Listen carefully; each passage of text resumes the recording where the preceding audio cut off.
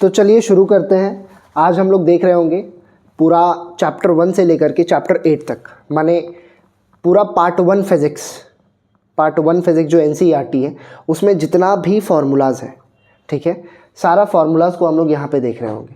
ये वीडियो आपके लिए बहुत ज़रूरी है। क्यों समझिए, क्योंकि अभी कॉम्पिटेंसी बेस्ड क्वेश्चंस बढ़ गए हैं और कॉम्पिटेंसी बेस्ड क्वेश्चंस में फार्मूला का डीप एनालिसिस बहुत ज़रूरी है, ठीक है। और जब आपको फार्मूला याद होगा तब तो आप डीप एनालिसिस कर पाएंगे।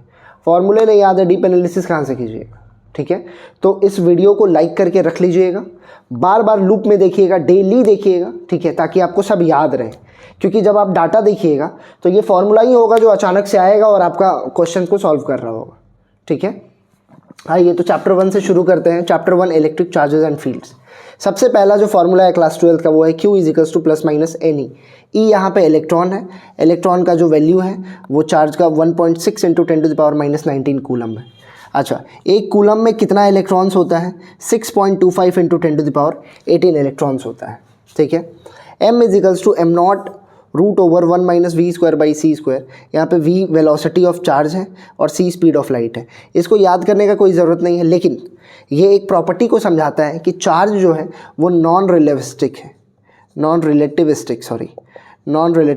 है, ठीक है।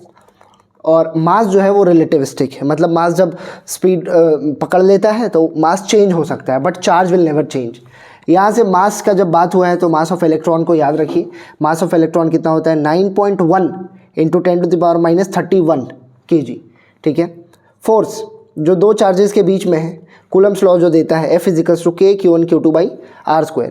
यहाँ पे K कूलम्स कांस्टेंट है जिसका वैल्यू होता है 9 न्यूटन मीटर स्क्वायर पर coulomb square. K 1/4 pi epsilon not है, ठीक है। 1/4 पाई एप्सिलॉन नॉट, पाई इधर है और एप्सिलॉन नॉट भी नीचे है।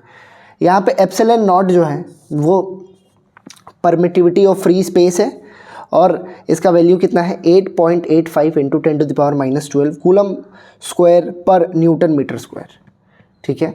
ये हवा का परमिटिविटी है। इसी तरह हर मीडियम का परमिटिविटी होता है, लेकिन हम लोग हर मीडियम का परमिटिविटी याद नहीं करते हैं। हम लोग रिलेटिव परमिटिविटी का बात करते हैं, जिसको K से भी रिप्रेजेंट किया जाता है, डाई इलेक्ट्रिक भी कहा जाता है। जो होता क्या है, किसी भी मीडियम का permittivity with respect to air का परमिटिविटी, ठीक है। किसी मीडियम में जो फोर्स हो जाता है वो वैक्यूम से K टाइम्स कम हो जाता है, और कम हो रहा है इसलिए डिवाइड हो रहा है, ठीक है। ओके, ये वाला चीज़ देखिए, ये भी फोर्स का एक पार्ट है कि फोर्स जब वेक्टोरियल लिखते हैं हम लोग तो हम लोग को एक एक्स्ट्रा चीज़, जैसे ये जो बात है ये पूरा मैग्नीट्यूड है, लेकिन जब हम वेक्टर का बात कर रहे हैं तो मैग्नीट्यूड के साथ साथ डायरेक्शन भी देना होगा। और r कैप जो है वो डायरेक्शन को रिप्रेजेंट करता है। ये अगर 1-2 होगा तो ये भी 1-2 और ये भी 1-2 होगा। ये 2-1 अगर होगा तो ये भी 2-1 और ये भी 2-1 होगा, ठीक है। इसका मतलब क्या होगा? फोर्स ऑन 2 ड्यू टू 1, ठीक है। आइए इस पे देखते हैं इलेक्ट्रिक फील्ड पे। इलेक्ट्रिक फील्ड क्या होता है? Force per unit Q0, per unit charge, और Q0 क्या है? टेस्ट चार्ज, ठीक है। एक टेस्ट चार्ज को हम लोग लाएंगे और वो इलेक्ट्रिक फील्ड को महसूस कर रहा होगा। इलेक्ट्रिक फील्ड जो पॉइंट चार्ज के लिए वो क्या है? KQ/R²। KQ/R² एक पॉइंट चार्ज के लिए। अच्छा, यहाँ पे चैप्टर 2 और चैप्टर 3 में भी इलेक्ट्रिक फील्ड आया था, तो मैंने सोचा उसे भी यहाँ पे लिख दूँ ताकि आप मिटिगेट ना हो कि वो इलेक्ट्रिक फील्ड ये भी होता है, ये भी होता है। तो इलेक्ट्रिक फील्ड सारा है, ठीक है। ये इलेक्ट्रिक फील्ड पॉइंट चार्ज के लिए, ये इलेक्ट्रिक फील्ड फोर्स के टर्म्स में, ठीक है, कि आपको फोर्स निकालना है या फोर्स दिया हुआ है और इलेक्ट्रिक फील्ड जाना है, तो दिस इज़ द वे। वो डाटा आपको बता रहा होगा कि कौन सा, कहाँ से क्या इलेक्ट्रिक फील्ड कब कैसा वाला निकालना है।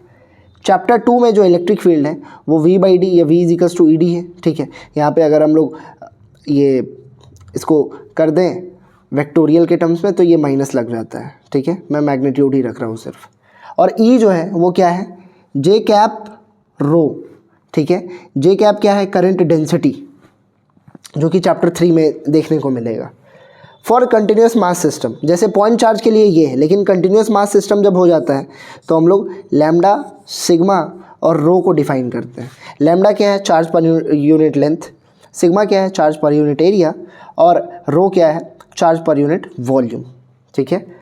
Electric field due to ring at axis, axis पे, अगर ये रिंग है इसके एक्सेस पे कहीं पे, एक्स पे है ना, हो सकता है एक्स ये हो, एक्स ये, कहीं पे एक्स की दूरी पे जो इलेक्ट्रिक फील्ड आता है वो क्या है, K Q X bracket X square plus A square का 3/2, ठीक है। यही अगर सेंटर पे ले रहे होंगे तो एक्स का वैल्यू हम लोग 0 रख देंगे, ठीक है।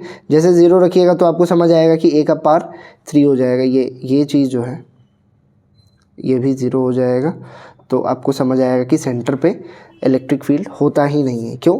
क्योंकि सब एक दूसरे को कैंसिल कर देगा, सिमेट्री होगा और सब एक दूसरे को कैंसिल कर दे रहा हो, ठीक है। तो आई होप ये वाला पार्ट ठीक है। तो देखते हैं डाइपोल मोमेंट। डाइपोल मोमेंट का जो फॉर्मूला है इसको P से रिप्रेजेंट किया जाता है। P जो होता है Q इंटू 2A, चार्ज और डिस्टेंस बिटवीन देम। अब electric field due to dipole, dipole के चलते इलेक्ट्रिक फील्ड 3 जगह पे, एक्सियल, इक्वेटोरियल और जनरल। एक्सियल पे कितना आता है 2 kp/r³, इक्वेटोरियल पे kp/r³। अच्छा, यहाँ पे साइन माइनस का होता है, माइनस बताना सिर्फ ये चाहता है कि डायरेक्शन अपोजिट है इलेक्ट्रिक फील्ड का इक्वेटोरियल पे, और डाइपोल का जो डायरेक्शन होता है, ठीक है, जो डायरेक्शन होता है वो अपोजिट होता है। ये अगर P का डायरेक्शन है तो E का डायरेक्शन ऐसा होगा, ठीक है, वहाँ पे माइनस आ जाता है, ठीक है। हम लोग यहाँ पे सिर्फ मैग्नीट्यूड का बात कर रहे हैं। जनरल में क्या होगा kp/r³ √1 + 3 cos² थीटा। यहाँ पे जब 0 डिग्री रखते हैं तो एक्सियल हो जाता है, ठीक है, 0 डिग्री मतलब ये वाला, और 90 डिग्री रख रहे हैं मतलब इक्वेटोरियल हो जा रहा है, ठीक है। टॉर्क ऑन डाइपोल, डाइपोल पे जो टॉर्क लगता है, टॉर्क क्या होता है P क्रॉस E, क्रॉस है यहाँ पे और क्रॉस को खोलते हैं तो साइन थीटा। P को यहाँ पे खोल के Q into 2A E sine theta भी लिखा जा सकता है। इलेक्ट्रिक फ्लक्स फाई E से दिखाया जाता है, ठीक है, is equals to closed integral of E dot d A. ये कंटिन्यूस बॉडी के लिए, यहाँ पे CV में ये बताना चाह रहा हूँ, ये कंटिन्यूस बॉडी के लिए, और E डॉट ए किसके लिए, सिमेट्रिकल बॉडी के लिए, ठीक है। विदाउट साइन, अगर विदाउट साइन हम लोग फ्लक्स देखते हैं तो आउट माइनस इन कर दीजिए, फ्लक्स आउट वाला निकालिए, इन वाला निकालिए और दोनों को माइनस कर लीजिए। बट अगर साइन के साथ देख रहे हैं तो एक पॉजिटिव और एक नेगेटिव आ जाता है, ठीक है। इन वाला जो होता है वो नेगेटिव होता है और आउट वाला जो होता है वो पॉजिटिव होता है, तो उसको सादा सादा आप जोड़ लीजिए। यहाँ पे क्या है, flux net Q enclosed by epsilon nought, ये फेमस लॉ भी है जिसको गॉस लॉ कहते हैं, ठीक है। Electric field due to infinite wire, infinite wire के चलते जो इलेक्ट्रिक फील्ड आता है वो कितना आता है 2k λ/r, ठीक है, 2k λ/r। ये कहाँ पे आता है, तो जब इसके हम लोग इक्वेटोरियल पे लेते हैं तो, ठीक है। एक्सियल पे आंसर अलग होता है। यहाँ पे देखिएगा, electric field due to spherical shells, spherical shells जब ले रहे हैं तो 4 शेल्स का बात करते हैं, conducting hollow, conducting solid, non conducting hollow और नॉन कंडक्टिंग सॉलिड, ठीक है।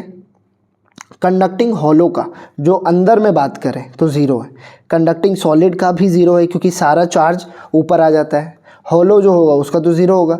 नॉन कंडक्टिंग सॉलिड का सिर्फ याद रखिए ρr/3 एप्सिलॉन नॉट। बाकी आउटसाइड के लिए सब एक पॉइंट चार्ज की तरह होता है, और पॉइंट चार्ज के लिए जो इलेक्ट्रिक फील्ड होता है वो कितना होता है kq/r², ठीक है। Electric field due to thin conducting sheet, ठीक है, एक प्लेन शीट के चलते जो इलेक्ट्रिक फील्ड आता है वो कितना आता है σ/2 एप्सिलॉन नॉट, ठीक है। थिन जब कह रहा है तब